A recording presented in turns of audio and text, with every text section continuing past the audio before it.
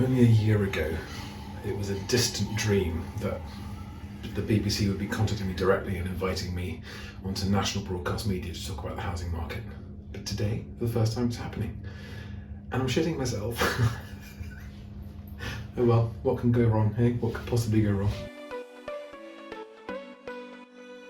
It's Wednesday the 25th of January 2023 and I'm walking down Great Portland Street to the BBC Radio 4 Studios, Wogan House. Exciting day. I've got to make a record of this day because it's a day I've been hoping for a long time. So the BBC got in touch with me directly through my Twitter account and asked me to come in and talk about first-time buyers and new homes and what I think about new homes incentives and stuff like that. So it's amazing, after what seems like years in the wilderness, finally starting to be taken seriously, which is really cool and very exciting. I've got to try and be grown up about it and not get overexcited and just be all serious and grown up and responsible and professional and make sure I fucking swear. Here we go, into the BBC building. Probably won't be allowed to film when I'm in there though, will I?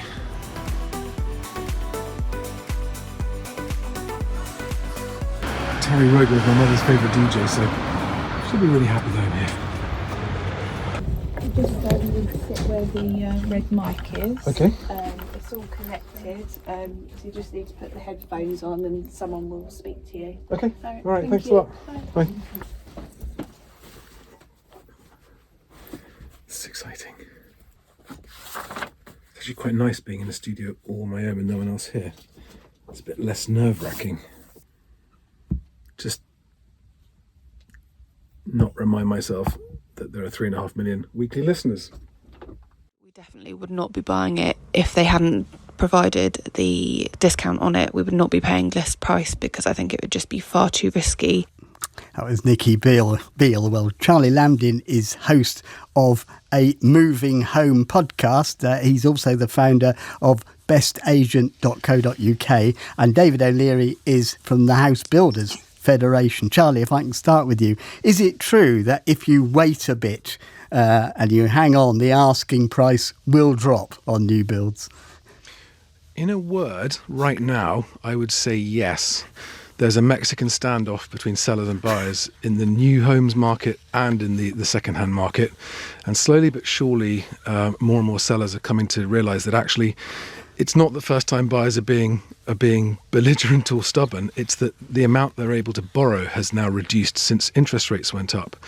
And I think also, as Nikki just mentioned in that segment, the house builders who are prepared to do discounts are selling properties, and the ones who are holding on to their high prices and trying to offer various incentives to get you to pay the high price are struggling to sell. So it is who blinks first, basically. It is a bit, yes. Right. David O'Leary, how are the developers likely to react to people, if you like, playing the waiting game? Will they be tempted to play a waiting game with them? I think we're already starting to see as rates come back down in the last few weeks, especially, and by no means that's across the board, but there are some lenders now who are reducing their rates and all sorts of other things. But yeah, there is a market there to sell to, and first-time buyers are increasingly, as we've just heard, looking at the energy efficiency of new homes. So we're starting to see the market come back and looking at the kind of USP of a new build property. So, Charlie, what would be your advice for people interested in buying new builds right now? Don't overpay. So do buy, but don't overpay. And I think some of the incentives that are being offered by new homes builders, some of them are good, some of them are not good.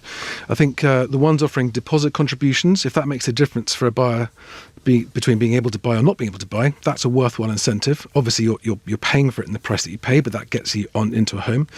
If developers are offering property upgrades by way of, I don't know, an upgraded kitchen or a bathroom or things that actually add value to the house, that's a worthwhile incentive. But the mortgage holidays and the repayments that are being offered, sort of 10 months mortgage free, or we'll pay a mortgage for 2 years, those are a terrible idea for the buyers because you're effectively overpaying and over borrowing to make a a loan of whatever 20,000 quid to the house buyer that pays you back over 2 years, and you're paying your interest on your mortgage for the duration. So that's not a good incentive, but the deposit contribution and the property upgrades definitely are. David O'Leary and Charlie Lamdin, thank you both very much indeed.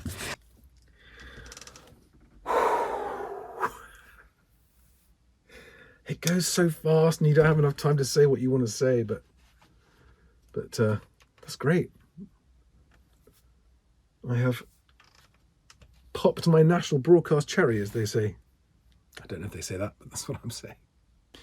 No rest for the wicked. Straight off to TV production company in Soho to talk about a new TV show, potentially. Once you've done it once, it's fine. You know what to expect next time, so... now off to Soho. I better call Anne-Marie.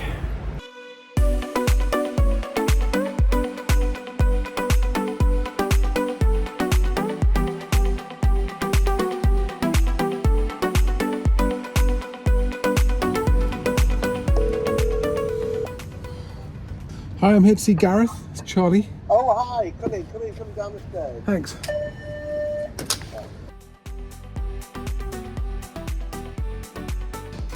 Hi. Hey, Dan. Oh, no, I'm Dan. Hi, Dan. Gareth is just coming down the corridor. Oh my God, it's bitter out there. Hello, Charlie. Hi, Gareth. How are you, Gareth? Pleased to meet you. Yeah, you How too. you Nice to doing? meet you. Yeah, Come thanks. through. Cool screening room. Editing suite. These guys behind me, Dexter's, were clients of mine about 20 years ago when they just had 5 offices in London. And now I think the largest group of agents in London, over 100 offices. No longer my clients, but they were one of the first customers of one of the first CRM systems that I built. And it was fascinating seeing how they used it and how they grew. Just had a call from my agent. So there's a housing association that wants to talk to me about doing some promotion of shared ownership schemes now that Help to Buy has ended.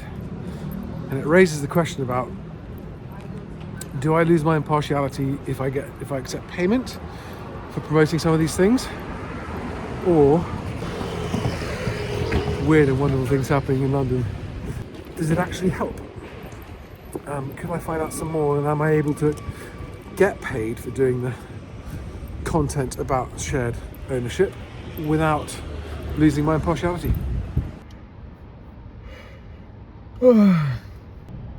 It's been such an intense few days, few weeks, few months actually. And I'm now leaving London, trying to get home to Devon, and it's cold and it's wet and there are traffic jams, and it feels like I'm never going to get home. But what a day! Being on BBC Radio 4, I hope that's the first of many. And I hope the next time I get more chance to talk. I felt like I didn't get enough chance to say anything today. I haven't said it yet, but I need to thank everyone. I need to thank all the followers of the Moving Home with Charlie channels everywhere for the support, the messages, the bigging up, the encouragement. I can't tell you, every single message I get of encouragement is like a boost, it's like a lift, it tops up my energy tanks a bit, helps me keep going. Until BestAgent's making enough money to start hiring people, start hiring more people and growing the team, I am on my own on the promotion publicity side. The rest of the team are all working on the BestAgent product, the BestAgent tech. I might be appearing on GB News on Nigel Farage's show. I don't know why that makes me smile, but well, at the moment I've got to take any publicity I can get, and I'm happy to talk to anyone and everyone. Anyway, thank you again, guys. Thank you, everybody. Thanks for the support. See you soon. Bye.